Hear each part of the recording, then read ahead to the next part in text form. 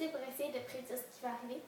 Premièrement, je m'informe sur le sujet à l'aide de recherches et après cela, j'essaye de faire des liens intéressants avec le contexte historique dans lequel se passe le livre, si c'est une vraie histoire.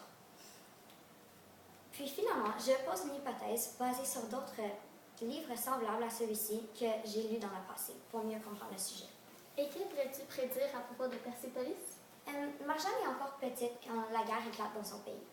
Mais malgré cela, elle va grandir comme une femme indépendante et intelligente.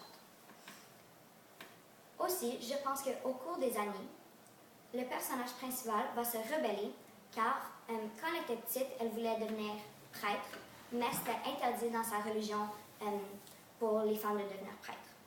Donc, je pense que pour suivre son rêve, elle va plus respecter certaines règles. Et pourquoi penses-tu qu'on devrait faire lire Persépolis à des élèves québécois de 2e secondaire? Mon opinion, c'est que les élèves de secondaire 2 devraient lire ce livre car il nous renseigne sur l'histoire de l'Empire perse ainsi que la façon de vivre de plusieurs autres personnes dans le monde. C'est important pour les jeunes Québécois de notre âge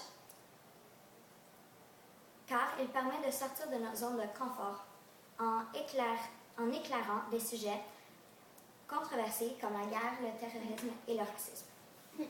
Et quel autre de BD ou roman as-tu lu qui a une culture différente que la tienne?